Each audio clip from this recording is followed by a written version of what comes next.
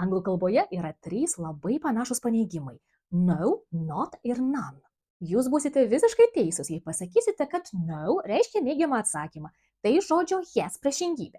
Kaip pavyzdžiui sakiniuose no, thank you, ačiū ne, arba sorry, the answer is no, atsiprašau, bet atsakymas ne. Tačiau tai tik viena šio paneigimo reikšmė. Kita būtų joks, jokia, jokie, jokios. Atkreipkite dėmesį, kad žodis no šioje reikšmėje visada vartojamas su daiktavardžiu ir eina tiesiai prieš jį. Pavyzdžiui, I have no meetings tomorrow. Rytoj neturiu susitikimų. There is no milk in the fridge. Šaldytuve nėra pieno. Tačiau jeigu jūs neigiate veiksmą, tuomet sakykite po veiksmažodžio žodį not. Atkreipkite dėmesį, kad lietuvių kalboje mes vartojame neigiamai priešdėlį ne prieš veiksmažodį, o anglų kalboje paneigimas not visada eina po veiksmažodžio. Palyginkite. Aš nesu, I am not. Tai nėra, it is not.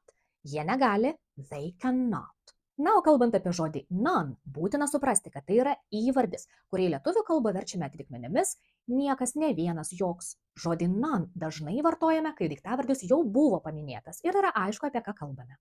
Pavyzdžiui, I have many books, but none are interesting. Aš turiu daug knygų, bet ne viena neįdomi. Do you have any money? None. Ar turi pinigų? Net cento, jokių. Kai norime paneigti visą daiktų arba asmenų grupę, vartojame none su prielinksniu of. Pavyzdžiui, none of them, niekas iš jų. None of these houses, ne vienas iš šitų namų. Pabaigai patikrinsime, kaip gerai jūs supratote taisyklės. Kokių žodžių trūksta šiame sakinyje? Ji nepadarė jokių klaidų teste, jai nebuvo sunku ir ne vienas klausimas jos nenustebino.